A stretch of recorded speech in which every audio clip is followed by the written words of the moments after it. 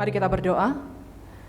Tuhan, inilah kerinduan kami bahwa kami ingin selalu semakin serupa dengan Engkau ya Tuhan. Dan biarlah kebenaran firman Tuhan ini boleh menolong kami sekali lagi untuk kami boleh mengetahui standar apa yang kami pakai untuk menjadi serupa dengan Engkau ya Tuhan. Bukan standar kami sendiri, bukan karena ada paradigma tertentu yang ada di dalam hidup kami, yang mungkin kami pegang itu selama bertahun-tahun lamanya. Tapi biarlah sekali lagi kebenaran firman Tuhan itu yang akan memurnikan kami, untuk kami tahu apa yang seharusnya kami lakukan sebagai murid-murid Tuhan, sebagai orang pribadi yang ingin selalu serupa dengan Engkau.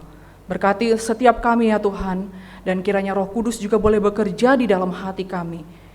Waktu yang singkat ini juga kami boleh pakai untuk duduk tenang, fokus, tidak terganggu oleh gadget kami, tidak terganggu oleh pikiran-pikiran kami yang begitu liar. Mengarahkan hati pikiran kami hanya tertuju kepada firman Tuhan yang akan diberitakan. Tolong juga untuk hamba-Mu yang akan menyampaikan firman. Biarlah hamba-Mu juga boleh menyampaikan firman ini dengan kuat kuasa dari Roh Kudus, sehingga kami boleh mengerti dan boleh melakukan firman ini dengan baik. Terima kasih ya Tuhan, terpuji nama-Mu. Dalam nama Tuhan Yesus kami juga bersyukur dan berdoa. Amin. Jemaat dipersilakan duduk kembali. Shalom Bapak Ibu jemaat sekalian. Baik Bapak Ibu yang ada di tempat ini maupun Bapak Ibu yang sedang mengikuti ibadah online di tempat masing-masing. Hari ini tema kita itu adalah true or false. Mari kita buka di dalam Lukas pasal 1 ayat 1 sampai 4.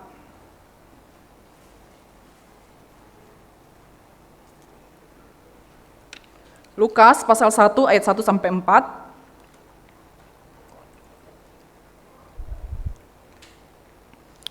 Ya, jika sudah mendapatkan kita akan baca bersama-sama ya Bapak Ibu. Lukas pasal 1 ayat 1 sampai 4 kita baca bersama-sama. 3 ya, Theophilus yang mulia. Banyak orang telah berusaha menyusun suatu berita tentang peristiwa-peristiwa yang telah terjadi di antara kita, seperti yang disampaikan kepada kita oleh mereka, yang dari semula adalah saksi mata dan pelayan firman.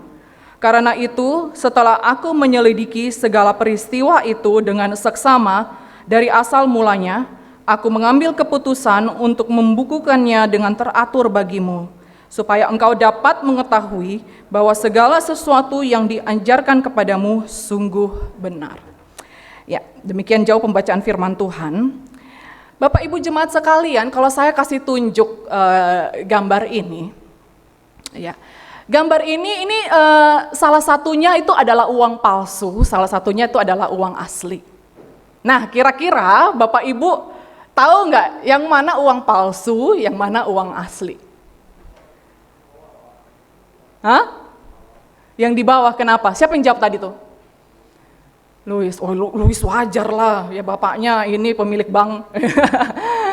Oke, coba kita tanya langsung sama informasi yang terakurat dan terkini, terpercaya ya. Silakan Pak Wawi boleh. Ya Pak Wawi coba boleh jelaskan Pak, ini yang mana uang asli, yang mana uang palsu dan apa yang bisa kita lihat di sini perbedaannya? Ya sebenarnya kalau mau pasti benar kan kita harusnya pakai 3 cara itu ya, dilihat, diraba, dan diterawang. Ya, tapi berhubung hanya bisa dilihat ini, ya, diraba nggak bisa, kan sama ini diterawang apalagi. Tapi kalau dilihat dari mata saja saat ini mungkin yang di bawah itu terkesan kayak fotokopian gitu ya. Ya, di atas kepalanya yang orang kacamata itu kan ada bayang-bayang gitu ya. Nah, terus kelihatan ya Pak ya? Ini ada itu kelihatan iya. tuh. Kayak kepala orang juga itu ya. Itu kayak luntur kayak itu ya. Ya, terus warnanya juga kurang cerah. Sepertinya ini fotokopian atau mesin ya, yang namanya bukan mesin asli. Kayaknya nampak yang di bawah ini yang palsu ya. Ya, mudah-mudahan benar. Coba kita lihat jawabannya benar atau tidak. Ini menyangkut kredibilitas seorang Bapak Wawi ini ya. Kalau salah berhenti saya. Kita lihat cencereng gitu ya. Dan jawabannya adalah iya benar ya. Oke, mungkin Pak Wawi bisa jelaskan ini kenapa dilingkari yang bagian ini sama yang bagian ini, Pak? Oh, kalau ini sebenarnya yang garis itu kan garis uang pengaman itu ya. Jadi di sini ada tulisan juga sebenarnya, tulisan 50 ribunya. Ya kalau asli harusnya terlihat ya. Kalau kita lihat secara dari sudut yang berbeda, ada tulisan dan berubah warna. Hologram hijau-hijauan ya. Ya sebenarnya di sini juga ada di sini gambar pahlawan kalau dilihat itu ya. Nah kalau yang dibulati lagi yang garis-garis itu blind code ya untuk orang-orang buta.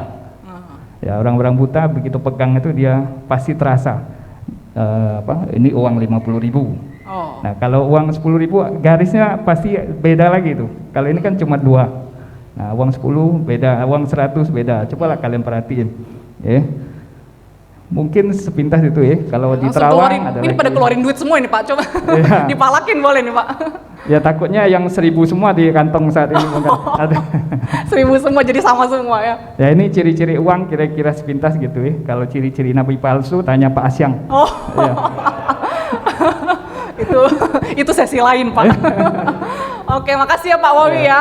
Ya, jadi saya baru tahu juga tuh, tadi saya sempat diskusi sebelumnya sama Pak Wawi, ternyata ini saya baru tahu informasi ini. Ini itu setiap uang itu beda garisnya. Jadi tadi uang 2.000 itu ya ada 5 garis double di sini. Saya baru tahu ternyata, dan itu memang diperuntukkan untuk yang punya kebutuhan khusus yang tidak bisa melihat ya. Jadi mereka bisa meraba itu, tahu ini uangnya berapa garis gitu dari mungkin kemungkinan besar itu garis itu ada timbul-timbulnya kali ya Pak ya.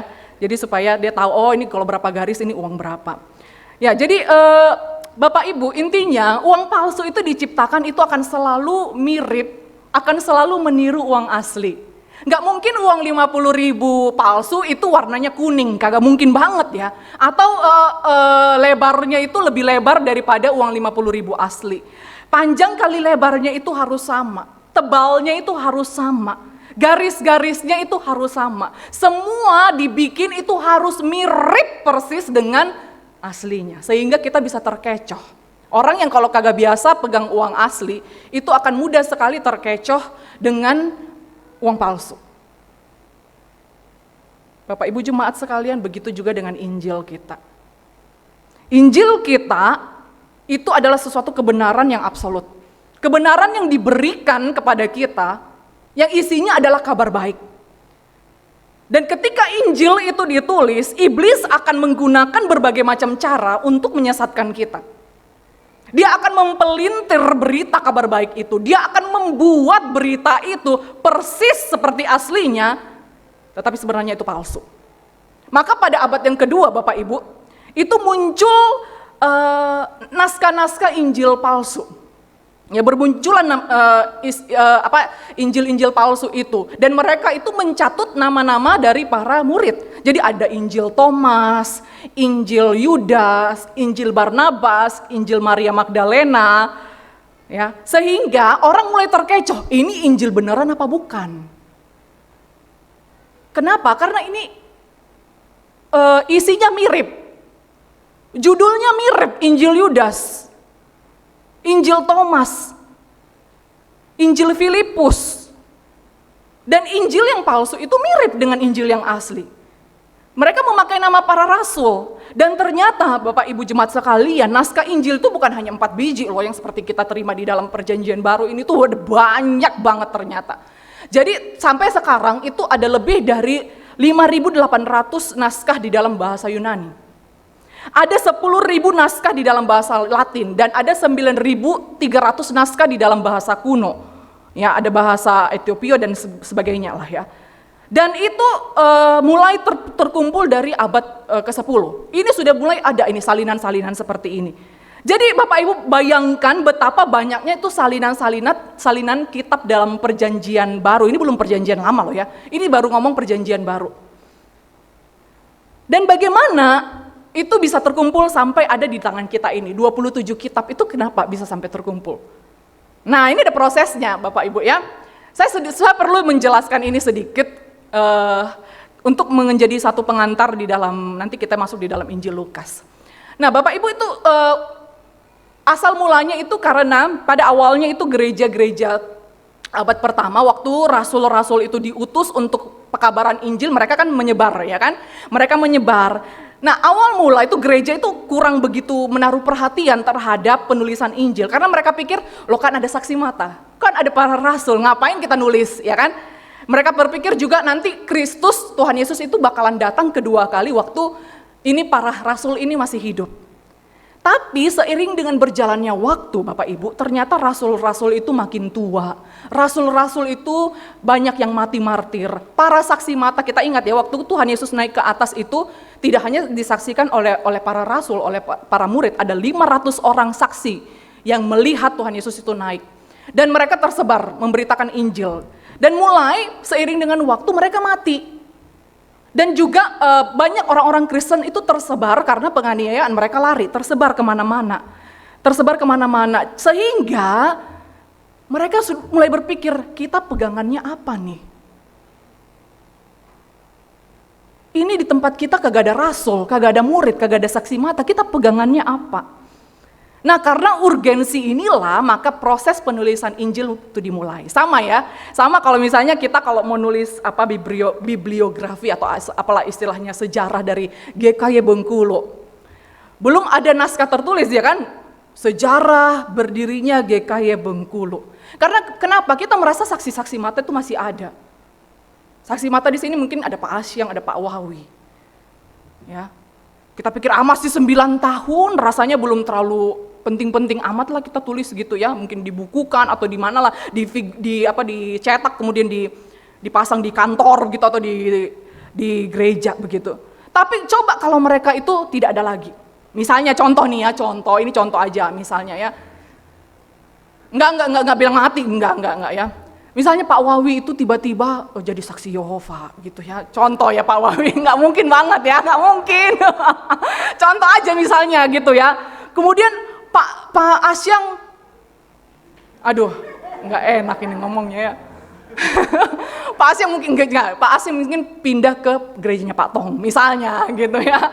Terus tahun depannya kita udah mau 10 tahun ini ya. Waduh, kita perlu tulis ini gimana nih?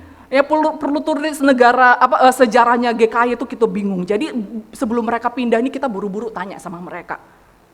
Kagak mungkin lah saya tanya sama Memo, mungkin dia bilang, mungkin usia GKY itu sudah 88 tahun ya contoh ya, nggak mungkin ya, mungkin dia bisa asal aja begitu. Nah begitu juga pada saat itu Bapak Ibu, seiring dengan berjalannya waktu, jumlah para saksi mata, jumlah para rasul itu mulai berkurang, mulai langka, karena terjadi penganiayaan terhadap orang-orang Kristen, para rasul itu mati martir, sehingga muncullah satu kebutuhan akan cerita-cerita tertulis untuk orang-orang percaya pada saat itu. Dan proses penulisan itu dimulai pada tahun sekitar 30 tahun setelah Tuhan Yesus naik ke atas surga. Ya, jadi tidak langsung. Alasannya apa? Karena seperti tadi yang saya ngomong ya. Jadi karena mulai sedikit itu para rasul. Jadi mulailah sekitar tahun 60 Masehi dan proses penulisan itu sampai 90 Masehi. Ya. Nah, tapi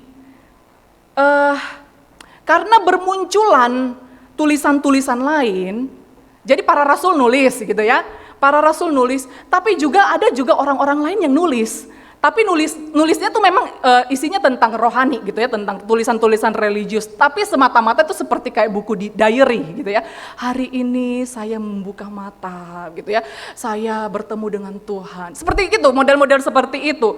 Jadi akhirnya orang-orang Kristen mula-mula itu merasa, aduh gue terima yang mana ini ya, ini tulisan para rasul, tapi ini juga ada tulisannya juga ada tentang Tuhan Yesus. Nah pada saat itu akhirnya, mulailah proses pengkoleksian.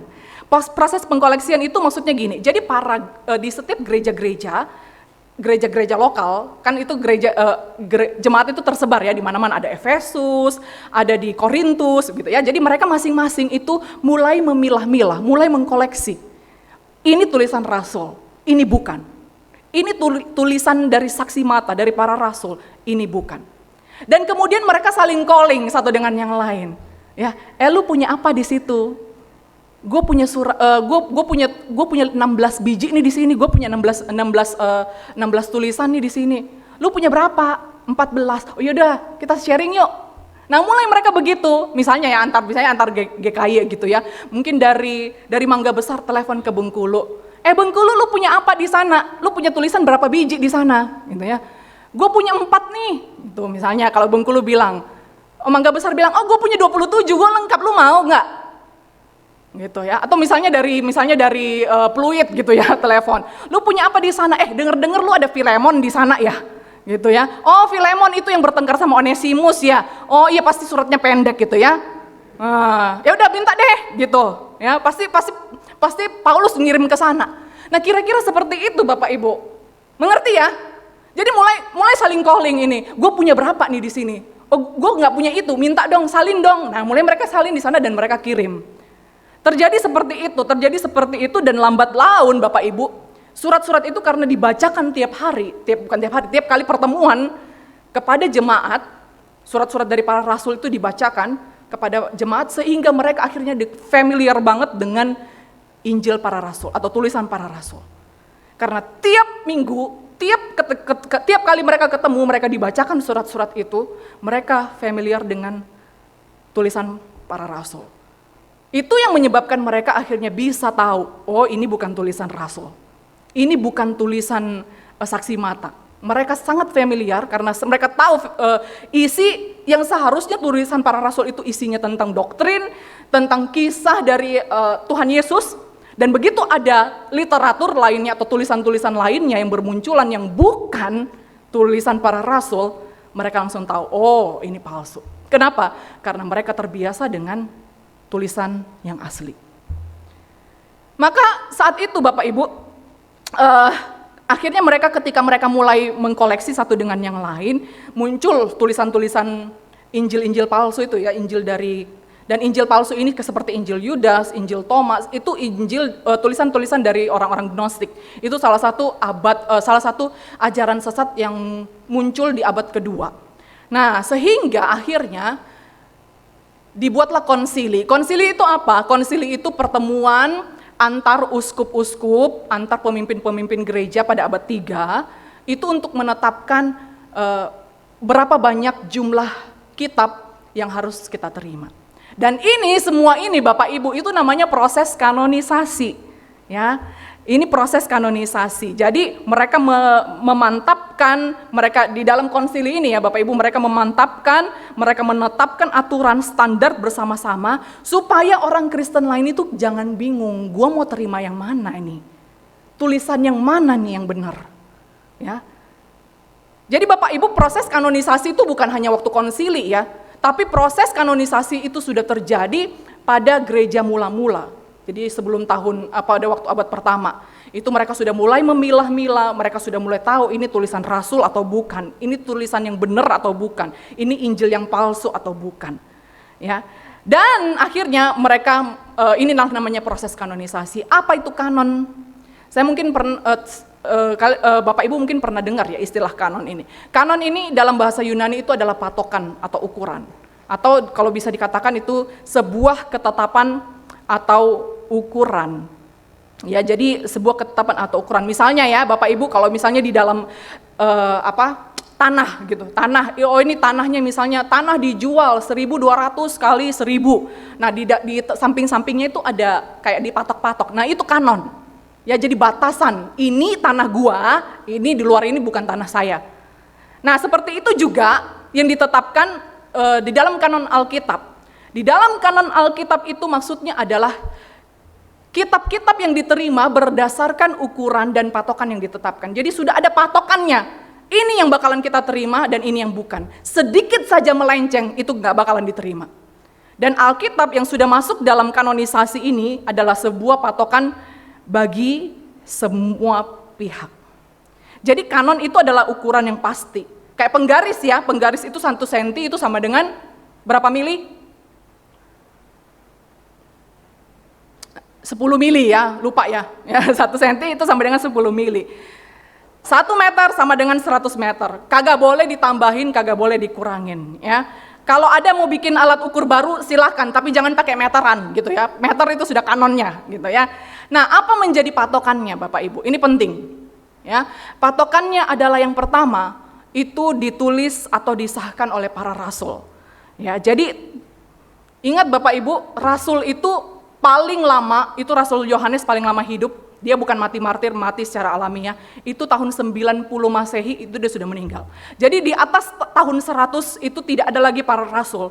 Jadi tulisan yang bisa diterima itu di bawah tahun 100. Di atas tahun 100 itu bukan tulisan para rasul. Jadi itu nggak akan diterima. Ya. Kemudian, jadi kayak seperti Injil Yudas, Injil Yakobus itu muncul tahun abad kedua Bapak Ibu. Jadi itu sudah jelas kagak diterima. Taunya dari mana ini muncul tahun berapa? Uji karbon. Uji karbon itu nggak akan pernah salah, itu akurat banget. Ini bakalan ketahuan, oh ini tulisannya atau salinannya muncul tahun berapa. Gitu ya. Jadi ada misalnya Injil Petrus, Injil orang Ibrani, Injil masa kecil menurut Thomas, itu semua di atas tahun 100 muncul. Dan itu nggak akan pernah bisa diterima. Kemudian yang kedua, itu diakui otoritasnya oleh gereja mula-mula. Ya, jadi kalau kita tahu gereja mula-mula terima nggak? Misalnya Injil Yudas, gereja mula-mula terima nggak? Kalau gereja mula-mula kagak terima, ya berarti kita nggak terima. Gitu prinsipnya. Kemudian yang ketiga, ajarannya itu selaras satu sama lain. Misalnya ya kita tahu, oh gereja mula-mula tuh terima tuh, misalnya ya, contohnya ya walaupun nggak benar. Gereja mula-mula tuh terima tuh Injil Berta, misalnya ya Injil Berta. Tapi masalahnya Injil Berta itu berbeda dengan Injil-Injil yang lain. Bayangin ya, misalnya gereja mula-mula terima 4 Injil. Matius, Markus, Lukas, Yohanes. Tiba-tiba ada Injil Berta, Injil kelima. Ini satu-satunya yang beda. Maka bakal dikatakan, oh ini pasti salah. Karena apa? Karena ada 4 Injil yang cukup banyak, gitu ya, cukup banyak. Dan semuanya sama isinya. Ya, ngerti ya patokannya ya. Jadi dia harus ditulis oleh para rasul, diakui otoritasnya oleh gereja mula-mula, dan ajarannya itu harus selaras satu sama lain. Tiba-tiba misalnya ada Injil Berta, misalnya Berta adalah Mesias, jelas itu salah karena dia beda dengan keempat yang lainnya. Ya, jadi Bapak Ibu kita bisa menepis pertanyaan-pertanyaan seperti ini. Misalnya, dengan adanya kanonisasi, bukankah itu otomatis mengindikasikan bahwa Alkitab sudah tercemar oleh tipu daya penjahat? Jadi orang-orang di luar Kristen itu selalu berpikir gini, kanonisasi itu produk konsili. Produk konsili itu yang terjadi di abad 3-4. Loh itu kan berarti konsili tuh yang netapin diterimanya 27 kitab. Yang enggak dong. Ya, proses kanonisasi seperti tadi yang saya sudah jelaskan, bahwa itu bukan hanya pada saat konsili, tapi itu sudah terjadi waktu jemaat mula-mula. Itu proses kanon itu mereka sendiri yang tentukan, jemaat mula-mula itu yang tentukan, dan konsili itu cuma hanya mengumumkan, ini yang kita terima. Gitu ya. Kemudian atau misalnya pertanyaan yang kedua, siapa yang bisa pastikan orang-orang yang berada di konsili itu punya ajaran yang benar? Gitu. Sehingga bisa seenaknya mana menetapkan mana yang masuk kanon, mana yang enggak. Mana tahu ternyata yang benar selama ini yang kita bilang sesat sekarang ini, gitu ya.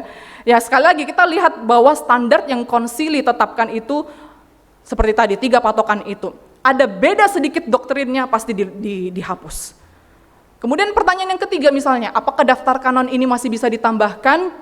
Nggak akan bisa. Kenapa? Karena kita percaya bahwa kitab-kitab ini adalah tulisan yang diilhamkan Allah, maka kita percaya bahwa keputusan pemimpin-pemimpin gereja di dalam konsili itu juga ada di dalam kedaulatan Allah dan pimpinan Roh Kudus. Sehingga kalau seandainya nanti diketemukan, oh ada tulisan surat Rasul Paulus nih, kayak misalnya ya surat 1-2 Korintus, itu ternyata sebenarnya itu adalah surat kedua dan keempat Korintus. Surat ke-1 dan ke-3 itu hilang nggak, entah kemana. Nah tiba-tiba nanti suatu saat diketemukan, kita bilang, oh ini bisa dimasukkan dong ke dalam Alkitab lagi dong. Jadi ada 1-4 Korintus. Kagak bisa lagi. Karena apa? Kita tahu bahwa kita percaya bahwa konsili itu adalah kedaulatan Tuhan yang dipakai oleh Tuhan di dalam sejarah manusia untuk satu kebenaran tulisan yang diilhamkan oleh Tuhan. Nah Bapak Ibu, kenapa saya perlu menjelaskan ini? Supaya kita nggak cemen. Beberapa hari yang lalu saya lihat postingan dari akun Kristen.selubung.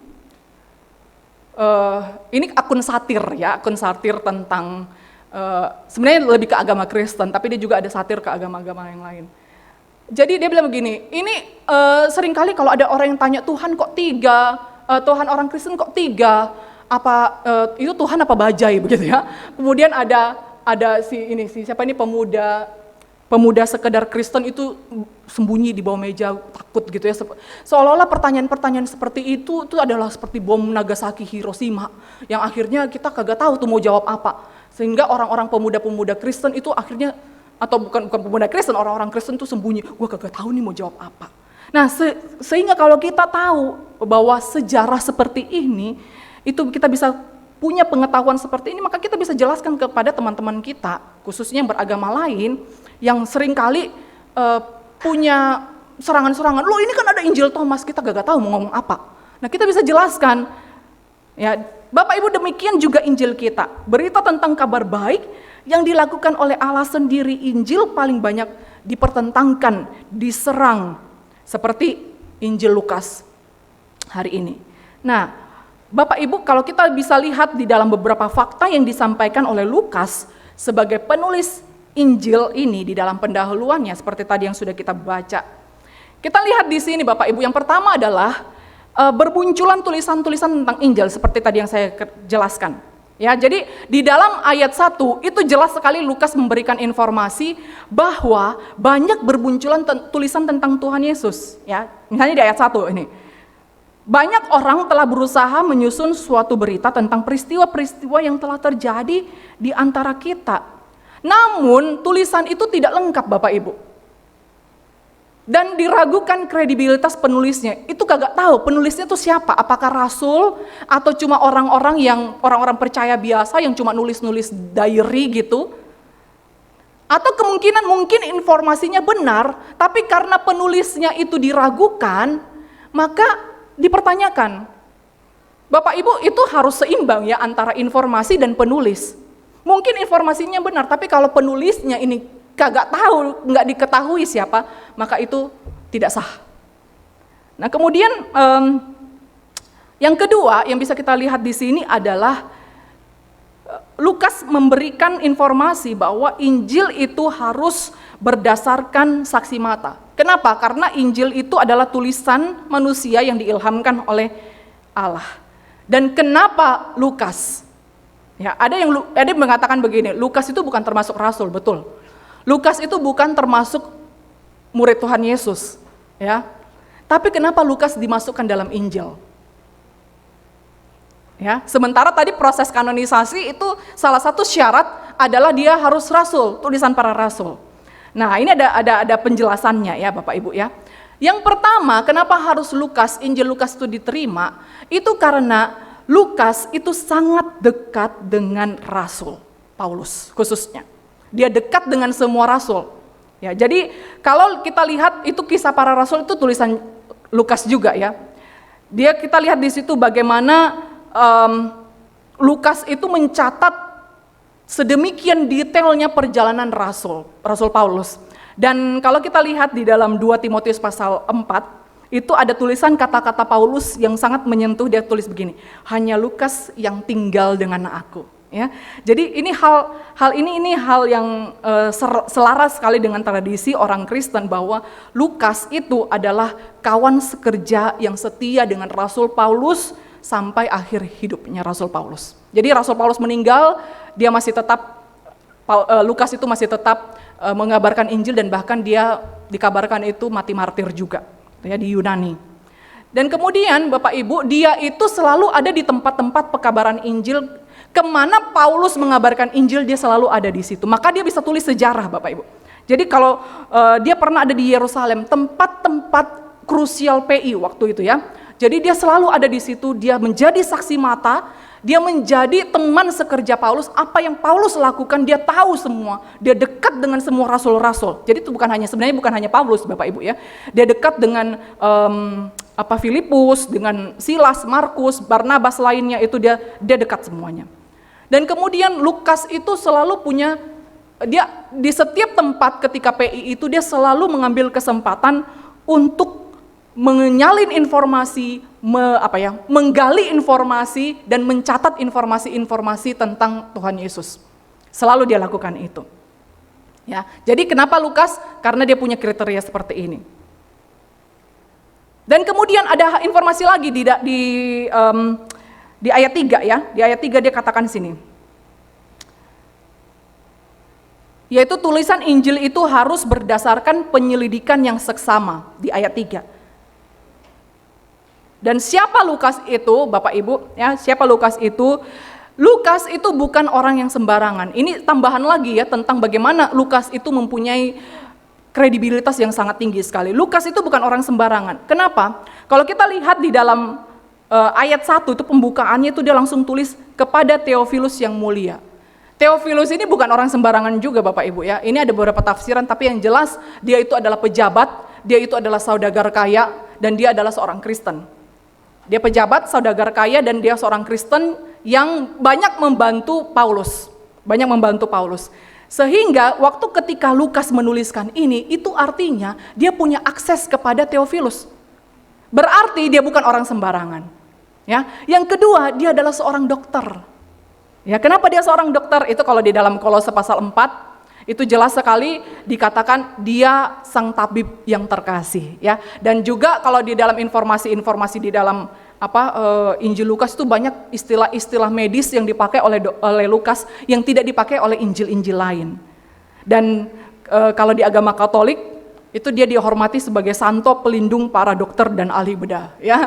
Tapi kita nggak percaya itu. Kita mau percaya mau dia dokter kek, mau dia suster kek, mau dia PNS kek, mau dia pendeta kek, mau dia apalah gitu. Pelindunginya cuma Tuhan ya. Tapi ini maksudnya adalah bahwa memang itu tradisi yang diterima oleh agama Katolik. Kemudian dia adalah seorang yang rendah hati Bapak Ibu. Seorang yang rendah hati. Kenapa saya bilang begini? Karena dia mengakui bahwa dia bukan saksi mata. Kalau dikatakan di ayat 2, ini berarti menunjukkan bahwa saya bukan saksi mata. Saya cuma mengumpulkan informasi yang ada pada saksi mata. Beda loh ya sebenarnya dengan Injil-Injil palsu. Injil palsu mereka mencatut nama para rasul supaya apa? Supaya Injil mereka diterima. Ya, jadi cara saat itu supaya buku saya, supaya tulisan saya itu bisa diterima, saya harus memakai nama-nama orang besar. Jadi dia melakukan kebohongan. Tapi beda dengan Lukas.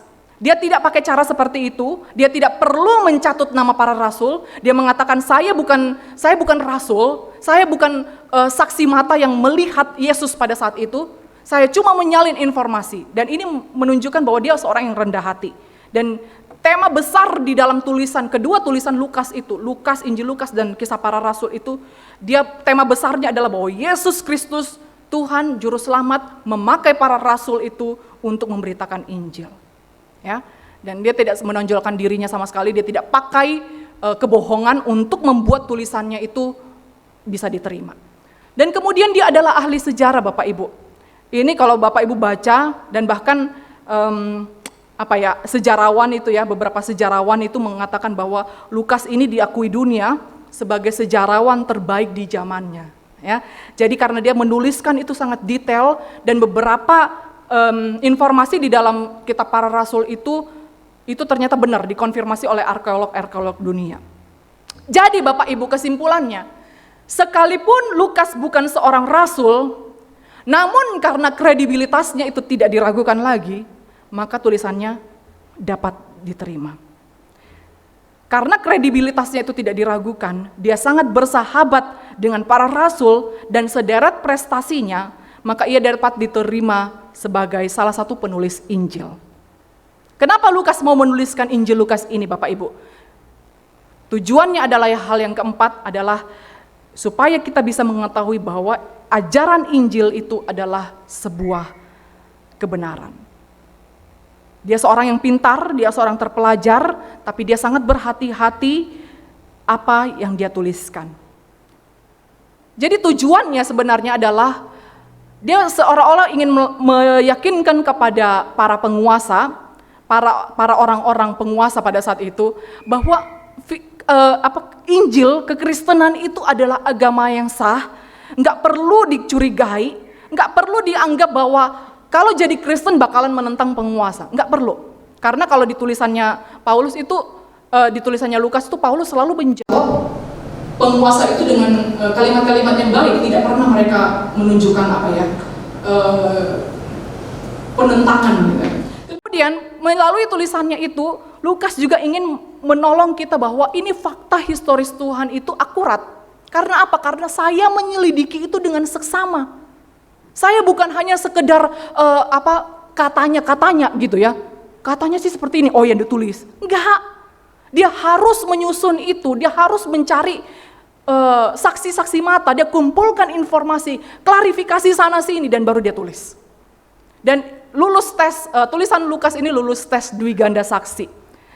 Bapak Ibu, apa itu Dwi Ganda Saksi? Dwi Ganda Saksi itu adalah sistem pengadilan hukum Yahudi. Itu maksudnya adalah bahwa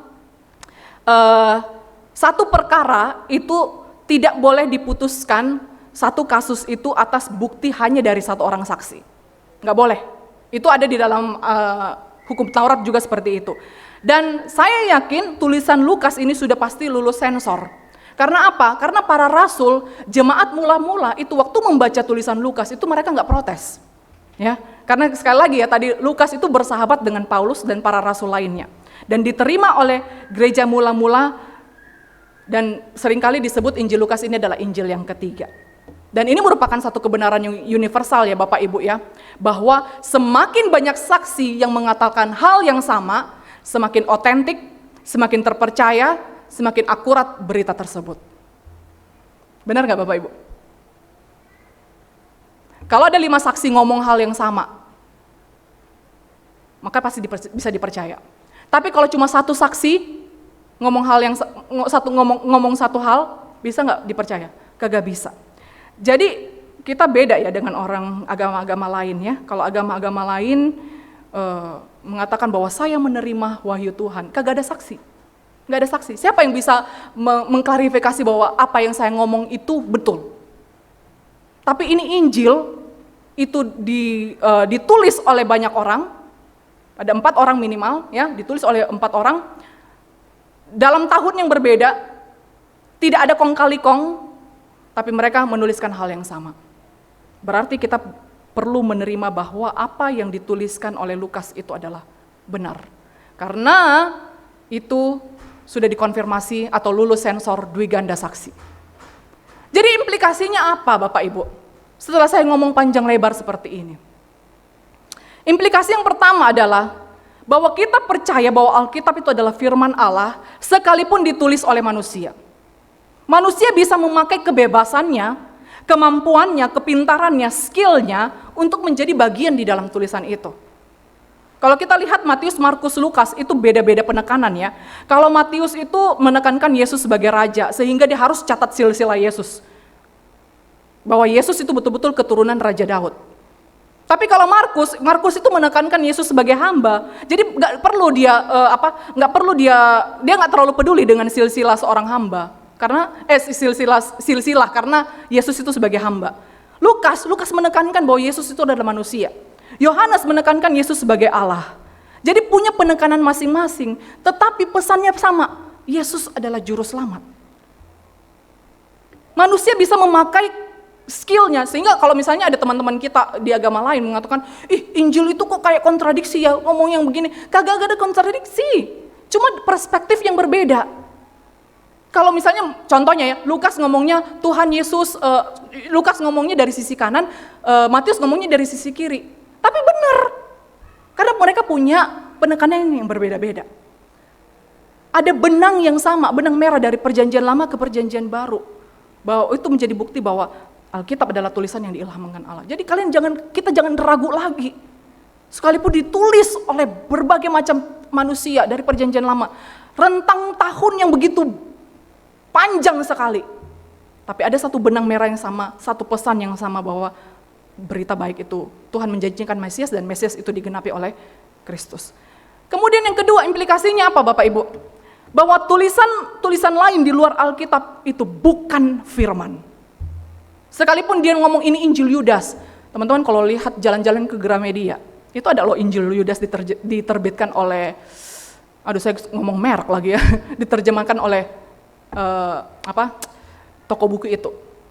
Ya, itu pasti. Nanti bakalan muncul Injil Thomas, Injil apalah begitu ya. Ya, kita tahu teman-teman bahwa itu bukan produk dari para rasul, ya. Itu bukan produk daripada rasul. Maka di dalam kedaulatan Tuhan, surat-surat lain itu tidak akan diterima di dalam firman Tuhan. Dan kemudian jangan ragu dengan kisah-kisah supranatural di dalam Alkitab. Seorang dokter aja, Lukas, bisa menerima hal-hal supranatural. Biasanya kan orang terpelajar itu agak susah menerima hal-hal supranatural itu, ya. Tapi seorang dokter bisa menuliskannya dan dia menunjukkan bahwa walaupun dia seorang dokter, walaupun dia seorang yang sangat kritis, dia menundukkan diri di hadapan Tuhan, percaya bahwa Kristus adalah Mesias. Jadi tidak peduli seberapa pintarnya kita, kalau Tuhan sudah jamah, maka Tuhan akan pakai kita. Tinggal kitanya aja yang mau rendah hati apa enggak. Saya yakin Lukas juga pada awalnya bingung. Ini bertentangan dengan akal sehat saya. Pasti dia ragu, tapi dia dijamah oleh Tuhan dan menerima Tuhan Yesus sebagai juru selamatnya. Dan dia menuliskan Injil itu. Pertanyaan-pertanyaan seperti, kok Tuhan jadi manusia gitu ya, rendah amat sih Tuhan jadi manusia. Itu pertanyaan-pertanyaan klise Bapak Ibu ya. Ini pertanyaan-pertanyaan yang seringkali menyerang Injil kita ini. Tapi justru karena Tuhan bisa jadi manusia, justru itu membuktikan dia adalah Tuhan. Kalau Tuhan gak bisa jadi manusia, berarti dia tidak maha kuasa. Jadi Bapak Ibu jemaat sekalian, mari sama-sama kita terima bahwa Alkitab adalah kebenaran yang absolut. Alkitab itu bukan hanya berdasarkan satu orang saksi saja, tapi banyak saksi mempunyai berita yang sama, yaitu kabar baik. Sekarang kalian percaya, apakah kita percaya dengan Injil? Tidak hanya sekedar percaya sama Injil, tapi Injil adalah benar adanya. Mari kita berdoa.